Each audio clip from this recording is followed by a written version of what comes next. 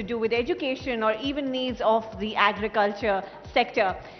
But the point of science really has always been to ask questions, right? Ask the bigger questions, push the boundaries, and dare to explore the unknown. Now, as we stand at humanity's next frontier, the quest for discovery has never been more urgent, whether it is in the mysteries of the mind, the depths of the brain, or the intersection of science and society. Today, we are so privileged to hear from three incredible minds at the forefront of this exploration. And this session really is also our ode to Nari Shakti. Ladies and gentlemen, please put your hands together for Dr. Pratma Murthy, Director of NIMHANS, who has been pioneering breakthroughs in mental health and psychiatry. Welcome, ma'am. Thank you for joining us. Please put your hands together for Professor Shubha Tole, neuroscientist and professor at TIFR, whose research is unlocking the secrets of brain development and function.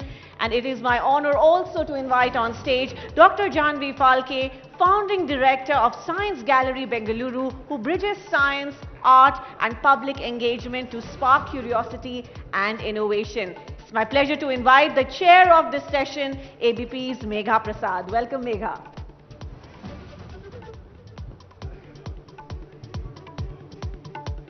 I think we could do with a louder cheer for the ladies on the stage.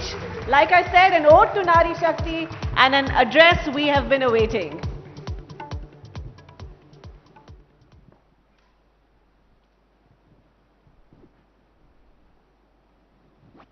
All right, so hello and welcome everybody to the first panel discussion of the two-day-long conclave that you're going to witness here on this stage today and tomorrow.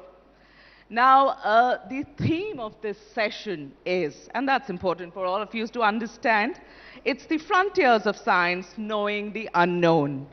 And of course, sitting before me are three incredible women, doyens of their own domain, super achievers I would like to address you as, and perhaps the first few to break the glass ceiling in your own respective fields. So ladies and gentlemen, a huge round of applause for our esteemed guests on the stage today morning. So this is how, ma'ams, this is how we are going to start. We'll give you 2 minutes, 2 to 3 minutes each for your starting comments, and then we take the discussion forward. So starting with you, Dr. Murthy. The theme, of course, I have told you, but because the space in which you are working, Director NIMHANS, tell me the status of mental health help in India today. I think all of us need to know that about 1 in 10 people in the country suffers from a diagnosable mental disorder. And for every one person, perhaps when you look at the global statistics, it's about 1 in 5 people who possibly have this. And when you look at the number of people with psychological distress, it kind of is much more amplified. So I think the most important thing is for us to be aware that mental disorder is just like any other disorder that occurs to people. And that, you know, during their lifetime or during certain times of vulnerability, people get mentally ill. And it's important to get help for that. So over the last 70 years, NIMHANS has been in the scene providing mental health care to millions of people around the country. And I think from an institution which has been providing care on site to actually using technology as a platform to now deliver care across, you know, technological platforms like the Telemanas. Yeah. You know, we've come a long way. So I think it's important to recognize mental disorders, to find treatment for mental disorders. Now the World Health Organization looks at mental, neurological and substance use disorders together. So that you don't split the brain and the mind. You look at it together. We're doing that. And of course, that mental disorders coexist with physical disorders. So anybody with a chronic disorder who has to deal with it is likely to have a mental health issue. And persons with mental disorders also develop non-communicable disorders and can die 10 to 20 years earlier because of an NCD. Okay. So I think there's a lot out there that NIMHANS does in terms of treatment, in terms of prevention, in terms of developing primary and secondary care facilities so that everybody gets an equitable chance to get mental health care. Amazing. All right. So Dr. Tole, tell me, a neuroscientist and research has been your strong area. is research an option for everybody? Thank you. That's a great question. I'm so glad to be opening with this. This is probably the best kept secret that we scientists need to share with everybody. I think it's a popular misconception. People who haven't had the privilege of a taste of doing research think it's this alien thing for specialists, and worse, they think it narrows you down so you only know about one thing. Nothing could be further from the truth. Research opens your mind to all possibilities, because research is a way of asking questions. Research is a way of finding out. Yes, you might work on a particular problem and you might find deep things about a problem, but the techniques you learn, the approaches you learn, are those that train you how to explore the world. So a research training, in fact, broadens your mind and encourages creativity and endows you with the ability to do jobs that are far beyond academia or science research or so on. In fact, PhD scientists are recruited by consulting companies, because what consulting companies do is they solve other people's problems. Who best to solve problems than a trained research mind that knows how to set up the question? Research is actually an exciting way of life, and anybody who has tasted it knows. Now you all do too. All right, let's see how many people decide to taste it after this. But Dr. Phalkey, now coming to you. And I would, it's an extension of the question that I asked Dr. Tole. Is science for everybody? I mean, you have an absolutely stunning, background going to SOAS, where people go for Oriental studies in humanities. You come back chronicling and becoming the historian for science. Tell me, is science for everybody?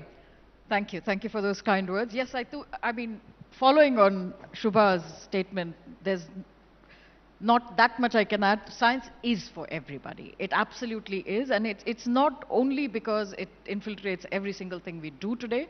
In fact, we just saw in the session before, you have artificial intelligence impacting every single thing that we are doing. You have questions around climate change. You have questions around new gene technologies, new medical technologies.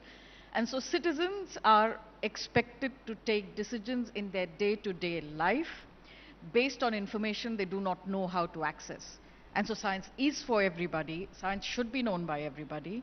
And in fact, those are among the things that drove me from what was a sort of, a good, as I call it, middling, miserable career in academia, where, I was in the bandwidth of misery that we all are, every day of research. But I took the plunge to do something I did not know I should do or could do, which is set up Science Gallery Bengaluru, precisely driven by that reason, where I think, especially in India, I couldn't have followed the career that you just mentioned, because doors are closed on you. Once at 15 or 17, you decide on a particular career. And what we need are two-way bridges between research and the public. And in order to do that, in order for the language of science, the knowledge that is created in the laboratories, but also in the human and social sciences, for that being accessible to people is a very, very important need, especially today and probably like never before. And that's probably what drives us all at the gallery. And we all come from different backgrounds. So if you come and see my team, we are divided across the human and social and natural sciences and engineering and design and so on and so forth. So it really doesn't matter. It's about keeping an open mind. It's about finding out what's actually happening around us. And most critically, how that matters to the decisions I'm expected to make when I go for medical treatment, when I go to buy something and its consumption, or when it's about changing my work practices, because artificial intelligence tools, for example, in your classroom and your classrooms, I'm pretty sure students are starting to use these tools now. So what do you do with them, right? How do you shape ethical, but also robust practices around teaching, around research, around medicine, around life, if you actually don't know anything about it? And so science is absolutely for everybody and must be so. Fantastic. Fantastic. So to all of you ma'ams, the kind of research and work you've done is such high funder stuff. It goes above us, most of us. So I hope you'll not mind if I try and keep this discussion today a little relatable for our audience, so that there are substantial takeaways for them with which maybe they can get some better perspective towards the life that we are all living. So here's my first question, and that's for you, Dr. Murthy. With so much of study and research that has been done on human brain, does the human mind still continue to surprise you? You just heard it in the last session. In fact, both the sessions talked about how surprising the human brain is. And I think what we do is we focus on research, training, as well as clinical practice, and try to see what it is about research that we can translate into better either care for patients or indeed for the prevention of disorders, what kind of lifestyle changes need to occur. And it's very surprising that people will tell you that for several degenerative disorders like dementia, there are preventive lifestyle risk factors that you can change. And to me, that's one of the biggest lessons that research has shown us. And it's also very important to look at research from the basic sciences. So for example, we have research in genetics, in epigenetics, and so on. You can do a lot of research from imaging the brain, where you can actually see what is through functional brain imaging, what parts of the brain get activated or deactivated in certain conditions. So there are several other fingerprints, if you can call them, to understand the functioning of the brain and mind. And so we're trying to put all these fingerprints together, and trying to understand what is it that increases risk to various kinds of mental and neurological disorders, what indeed can be promoting factors for health, whether it's brain health or, the health of the mind, what is it that you can do? So trying to converge all of this is very exciting. And for that, you need good collaborations between scientists, between researchers, doing basic science research, which might be animal research, research that we say is on the bench, to looking at what can be converted into results at the bedside, and then what is it that you can take to the community then, for a larger kind of, mental and neuroscience health. So that's something that we're doing. And actually, last year, we got the Nelson Mandela Prize from the World Health Organization for health, for health promotion. And that's the whole idea, that before you can actually develop disease, that there are a whole lot of processes, upstream processes. One typical example that I'll give you is what can happen with adverse childhood events and how they can actually change the way the brain kind of, networks and so on, and can, cause problems later in life. So if we actually paid attention, perhaps from animal models to understanding the science of how this happens, we might be in a position to kind of intervene before problems occur. Of course, for all of us, there are very, very serious problems. How, for example, can you prevent the onset of dementia? What can you do for movement disorders? What can you do in terms of appropriate treatments for schizophrenia, for mood disorders, etc.? Minimizing the side effects that people have, and making sure that they recover, not just recover from the disease, but actually are reintegrated into society. So there's a whole lot of things that can be done, and there is a lot of exciting research, as I said, from the basic sciences, from the clinical sciences, from the neurosciences, trying to address all of these. And I think we now have the tools.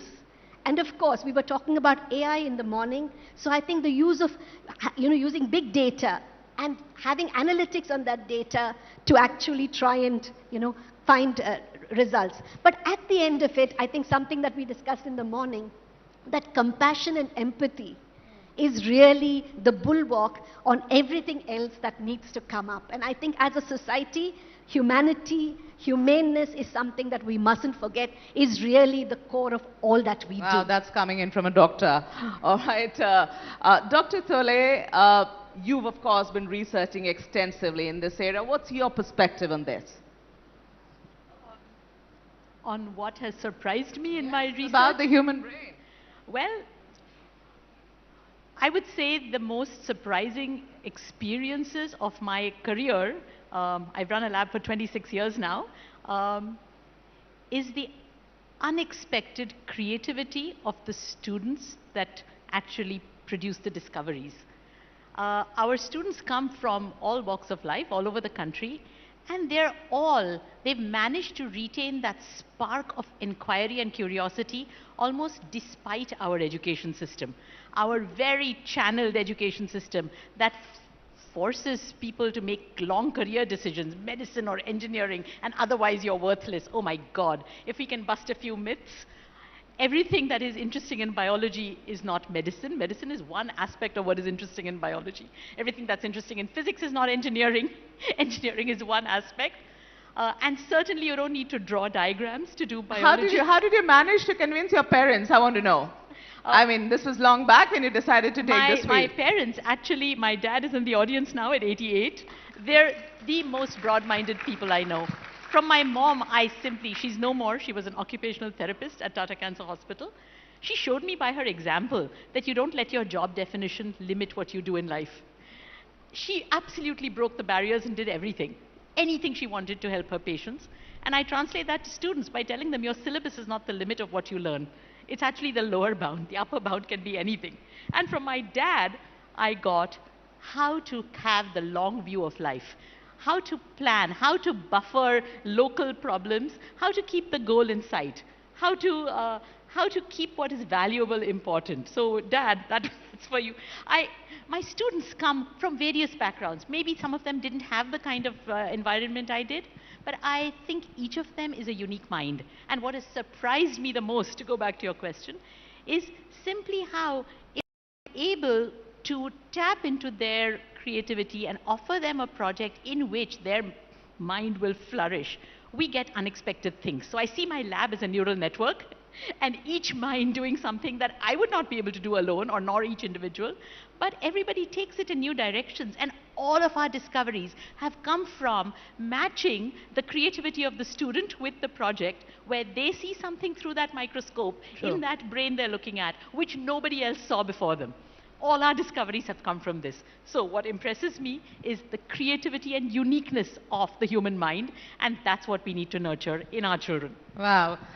Dr. Phalkey, this question for you. You know, because we are doing this one round in human brain, so the final question to you, what does chronicling the history of science tell you about the human brain? You've seen the process, the path, haven't you? So because I don't lack audacity, I'll answer the question.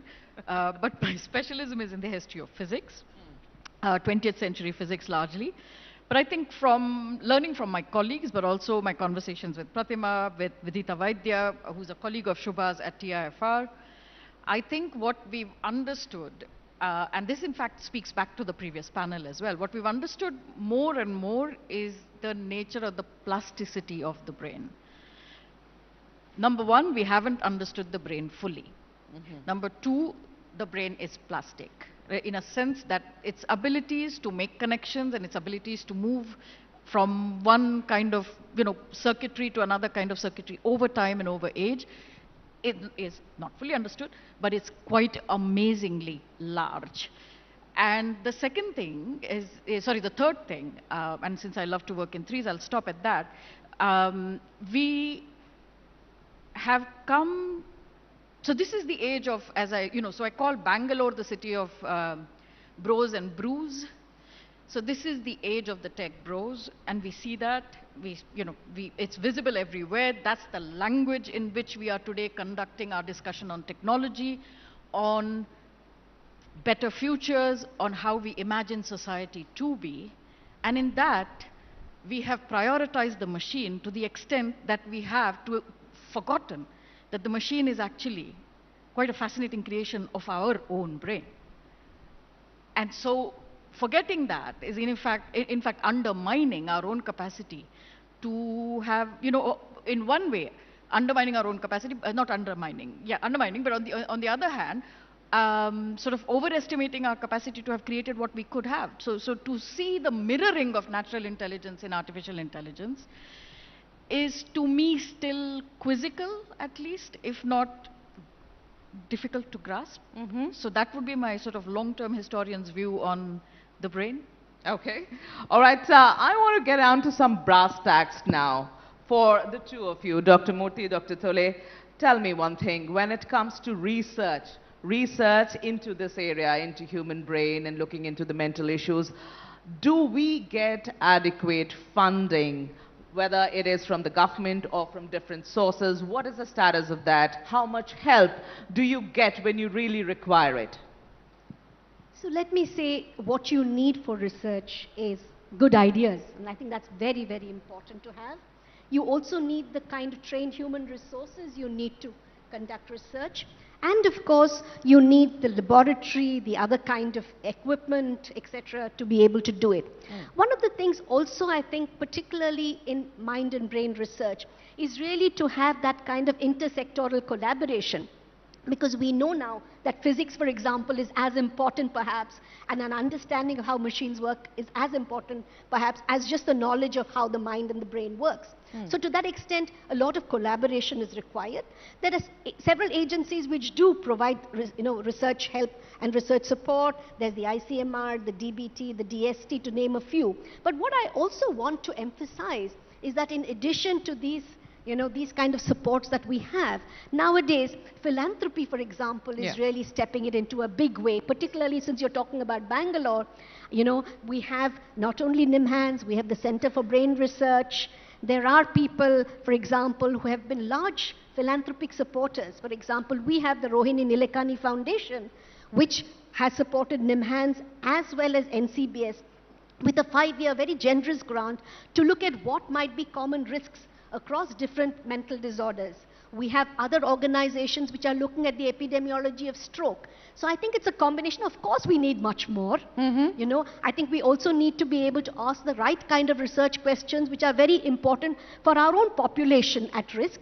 And being such a large country, we have a huge population. Even if the prevalence of certain disorders may be low, the problem is that the magnitude of the distress it produces, both to the individual and the family, is huge. So we really need to look at more, more funding opportunities, but we also need to train young minds to get attuned to research. And I think there's a big need there to look at young people to kind of, address themselves to research. And there are, for example, the ICMR has now funded something called the clinician researcher, where medical doctors get interested in research. So I think we're seeing the trend in that direction. We're getting there. But we need much more. Okay, Dr. Tole, government funding, do you think the government's interested in this space in our brains?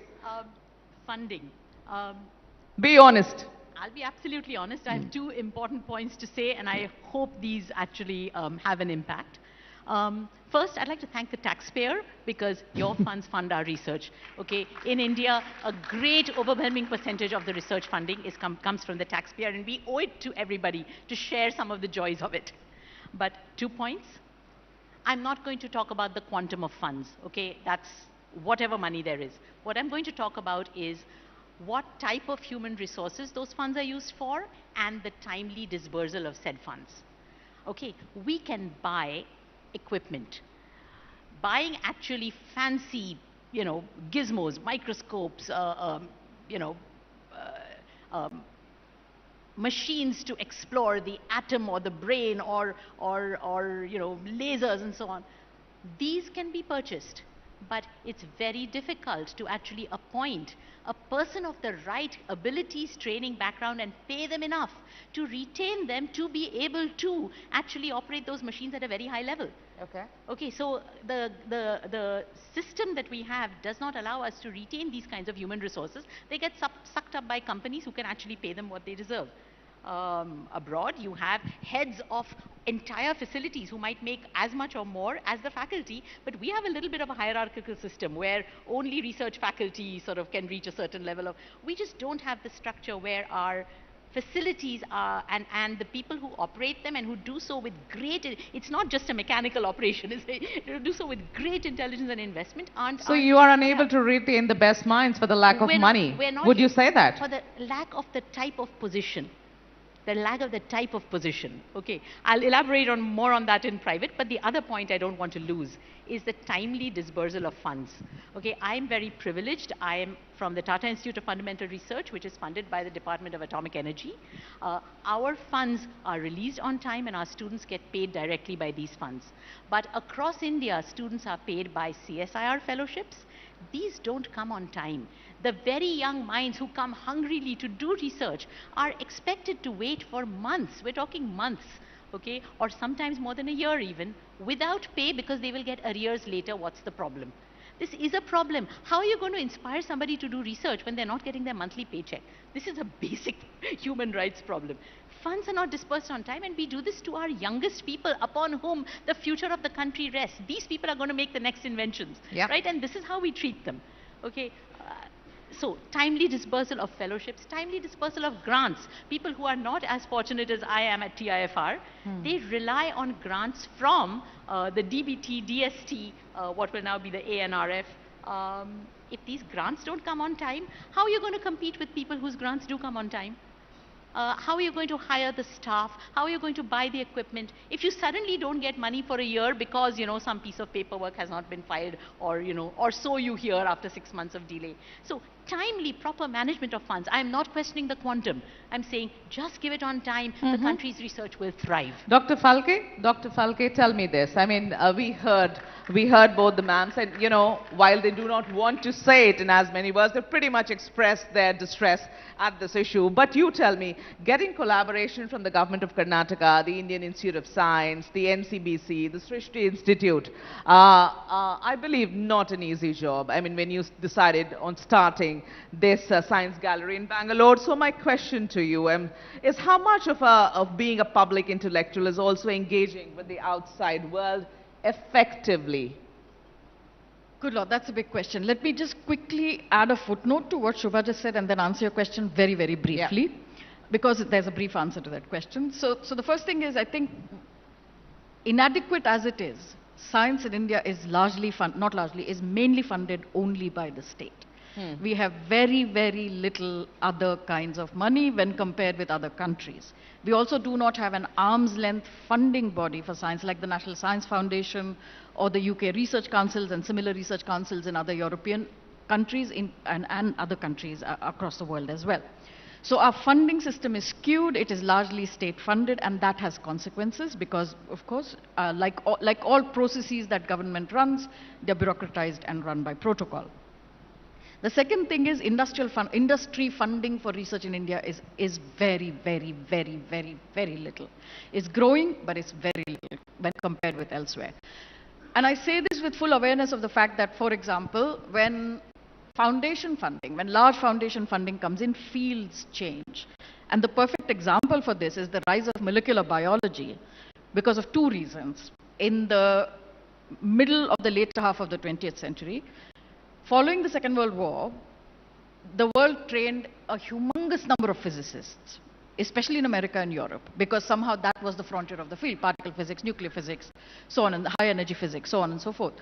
And then at some point, they had nowhere to go because there were too many. I'm caricaturing an argument, but it's not without more than a kernel of truth and value. They turned to bioinformatics and molecular biology. So physicists brought their tools to study biology, as a result of which new fields in biology were born. So what we need to also be aware of is that if foundation and private funding, and this was largely Rockefeller Foundation money, if that can change the direction of research, then what happens when the state funds research? Is that also shaping the direction of research per se, or not? Should it or not? Should there be arm's length funding bodies or not? And I think that landscape in India is so badly developed, or rather underdeveloped, that has consequences. Now coming to my own work so the setting, right, like the setting of the Science Gallery Bengaluru being established by the government of Karnataka in partnership with the Indian Institute of Science, National Center for Biological Sciences and Srishti Institute of Design was something that was in place before I came along. I've had to nurture and further those relationships, but I think this is a function of, and this is the last sentence about it, this is a function of, and the audience needs to be aware of the fact that I'm from Bombay, so don't hold it against me. Karnataka has a vision group. The government of Karnataka has a vision group in which sit academics, industry leaders, and bureaucrats.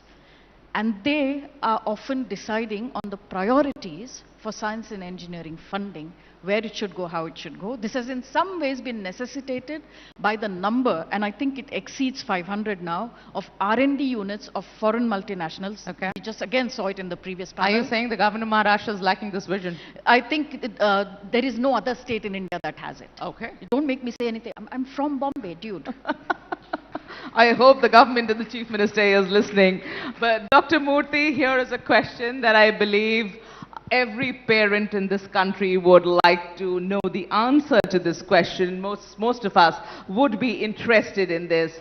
The question is, does the use of technology, and when I say technology in the form of everyday gadgets, like the mobile phone, the video game, the PlayStations, infants getting hooked on to something called Cocomelon on YouTube, does that really impair the brain functioning, affect the brain functioning and the memory in any manner whatsoever? Yeah, it looks like the honeymoon phase of digital technology is now giving way to the bit of a nightmare that we are seeing, particularly among young people. So we actually have a clinic for the healthy use of technology. Okay. And we're increasingly seeing young people, young children actually come in with an excessive use of technology, which is impairing their ability to focus on their academics, which is impairing their ability to make social connections, which is also impairing, and again, the research is now suggesting that in terms of emotional well-being, in terms of cognitive well-being, excessive, I'm using the word very carefully, excessive use of technology can have very adverse consequences. People are looking at the time spent for example, in front of a desk, and the ergonomic consequences it can have on the musculoskeletal system. So right from the brain, emotions, cognitions, as well as other ergonomics, and finally, of course, the social connectedness.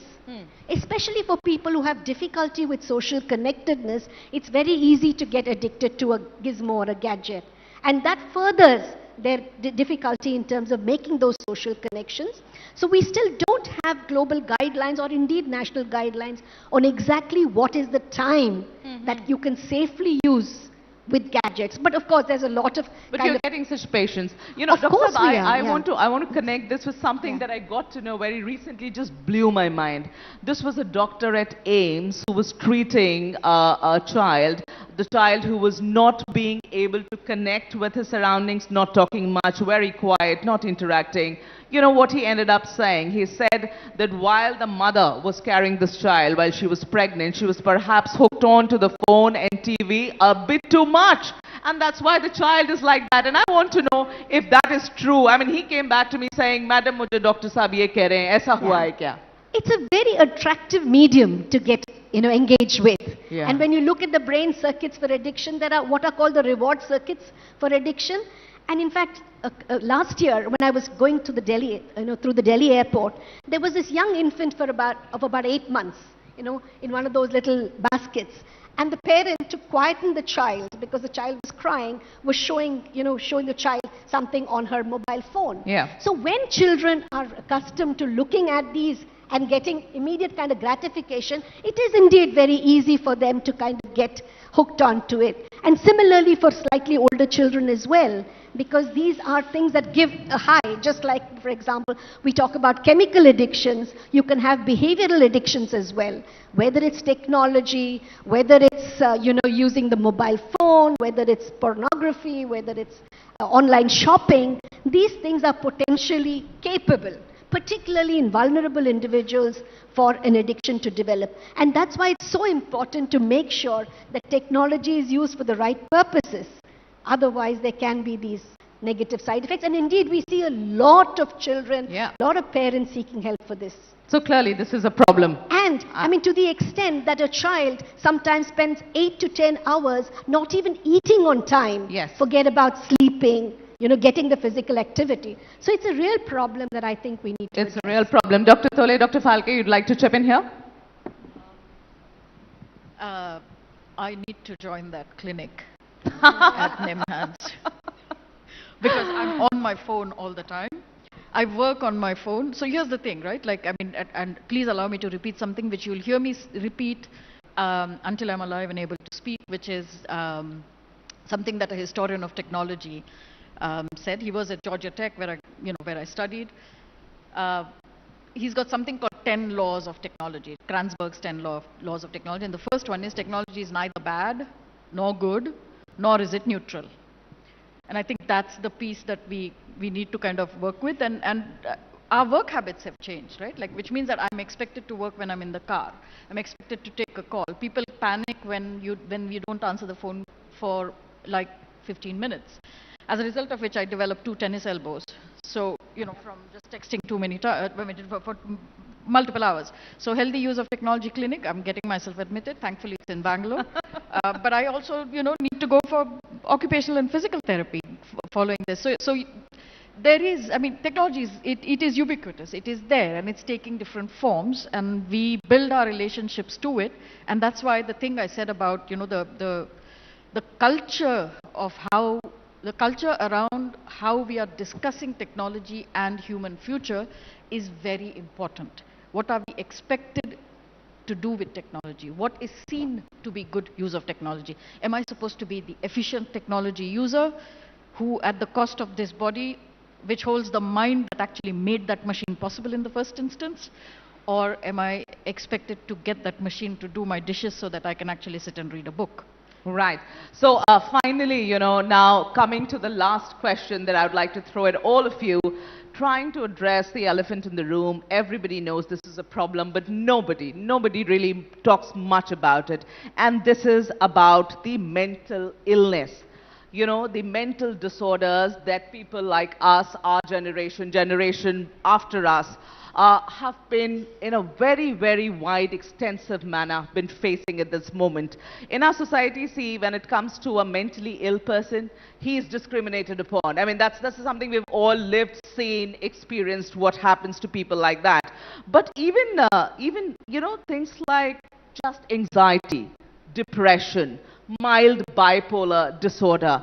Why is that stigma still attached? I mean, I can't quite understand that why are all these things perceived as signs of weaknesses and not as genuine health problems? How do we fix it? What are your thoughts on that? This is a question for all three of you. We can, you know, decide whoever wants to go first. And tell me what from your perspective should be the solution to this. I mean, till when are we going to be so cagey about, okay, I am going for a session? To be very honest, Dr. Murthy, I have taken sessions at Nimhans and I don't have a problem in accepting that. I lost somebody very dear to me in the family and I thought I needed help. Fortunately, I had a friend in Nimhans who also teaches there and treats patients, so he led me there. But how many people will have the access that I have, or maybe, you know, the mental state to be able to do it? So take this question. Shall I take it first? Okay. I mean, I think as you said, I mean, you know, thank you for talking about it. And I think you're one of the lucky ones who was able to access that help. Perhaps. Not everybody has that ability and accessibility for such help. So I think stigma comes from two large areas. One is the systemic stigma as a society, that we understand mental disorders very differently from physical disorders, which it shouldn't be. And that's why there's a slogan, there is no health without mental health.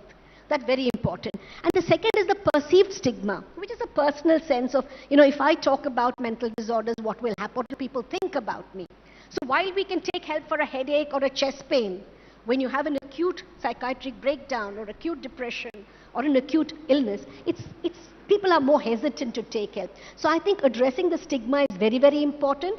And the only way to do that is to talk much more about it, to make available and the knowledge about the resources. So for example, people need to know, and that's very important. I know where to go when I have a physical disorder.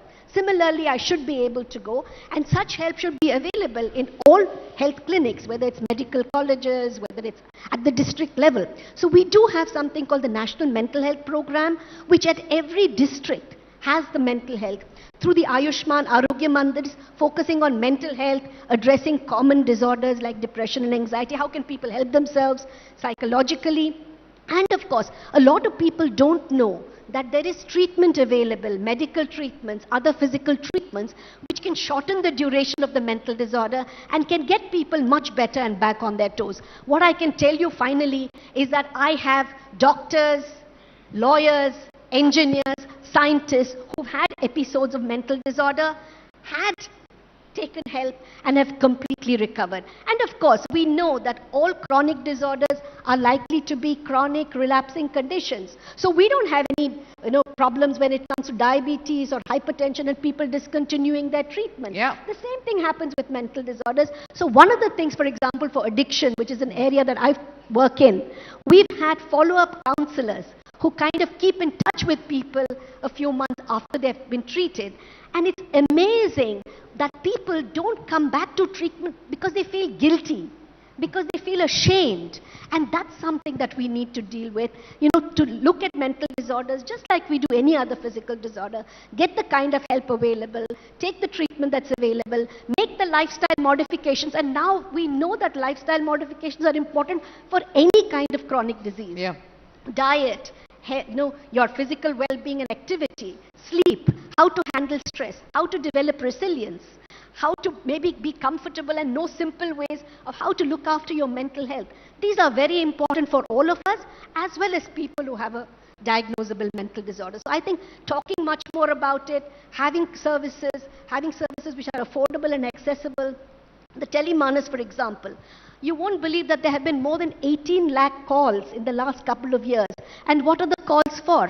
Not for any serious problem, not too many of those, but for sleeplessness, for relationship difficulties, for feeling low in mood, for being able to handle, breakups. These are some of the kind of problems that people need. So first of all, I think we need to know how to take care of ourselves first, how to reach out for help in a confidential manner, but in a non-stigmatizing manner, so that we can be confident about getting back to where we were. Yeah. So whether it's workplaces, whether it's educational institutions, whether it's students in higher education, I think stress is all around, and I think we need to help each other to overcome that. Dr. Tole? I cannot add to what Dr. Murthy has said. Dr. Murthy is actually a real doctor. I'm a scientist doctor. But I would like to talk about creating a family network so that you can better support and be there for your child as they might go through episodes where they genuinely are diagnosed with a mental health disorder or they need help. We see students go through crises of what am I doing in life? In fact, the teenage years of great brain profusion. The teenage brain has actually been well studied. It's a time when circuits come online that one almost didn't have before. Abilities, creative angles. It's a time of self-discovery. We've all seen teenagers go through this. One moment they're mommy, daddy's little baby, and the next moment they're this entirely new species. This new species with new abilities, thoughts, directions, and the need to be grounded as they introspect and discover who they are. Mm-hmm. I think parents need to do a lot of work before this stage is reached. I think parents could perhaps not limit their children by their own constraints or by their own upbringing or limitations. What if I may know nothing about, say, music or sports or something, but what if I say, hey, let me offer my child a sampling of a physical activity, be it sports or dance, a musical activity, some instrument, some vocal, a creative activity, maybe a new language, a sort of mathematical, science-based activity, maybe a slew of jigsaw puzzles. Offer these all to your child and see where they bite. You may have never been interested in one of these, but hey, your child might discover something and then discover how to grow that ability. And then when they go through their self-discovery, they know that the parents are okay with it.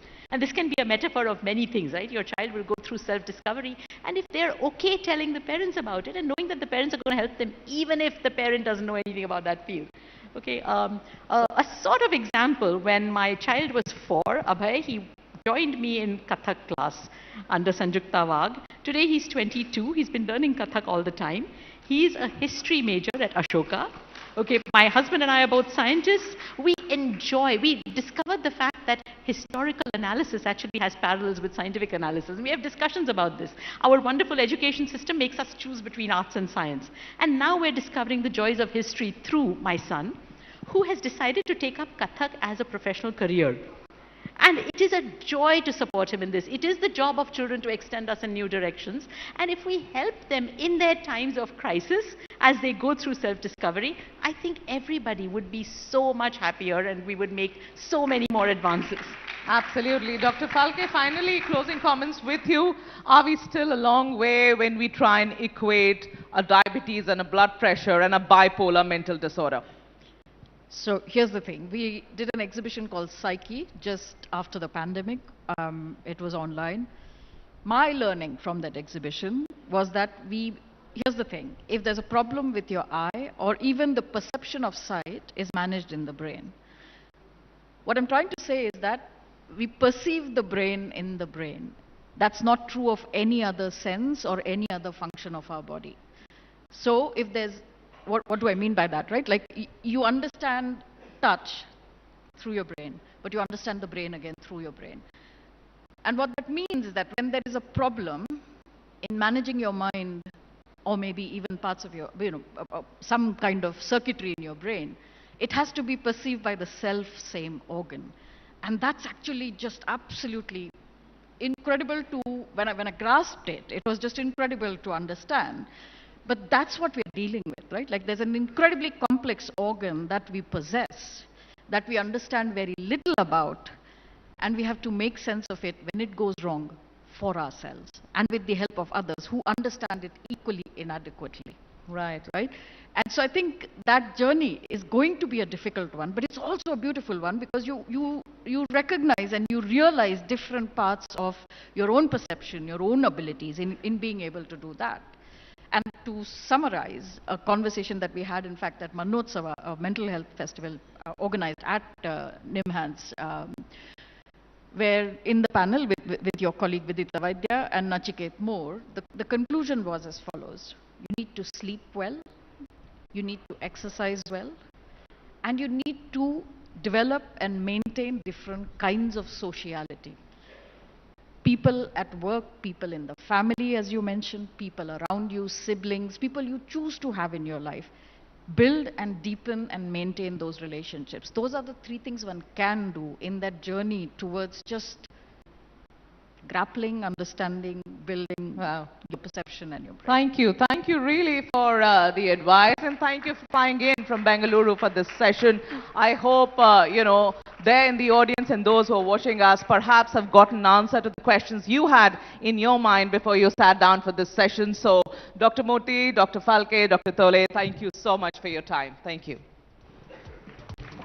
Thank you indeed. Some very passionate speakers on the dais and brilliant women who've shared so openly and with such candor with us. Thank you, ladies. Please do stay on stage. To felicitate Dr. Murthy, can I invite Sushruti Bajaj, Assistant Director from Sharda University, to please join us. Meghan, it'll be great if you can stay on stage as well during the felicitations. Can I have Shruti Bajaj on stage, please?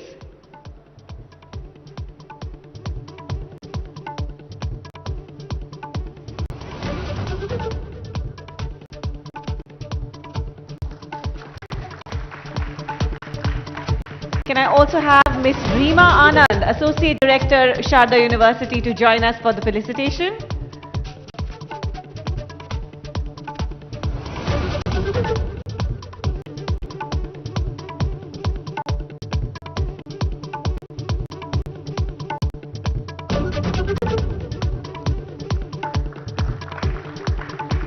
And I also request Mr. Shailesh Hegre, VP Sales, ABP Network, to join us to felicitate our speakers.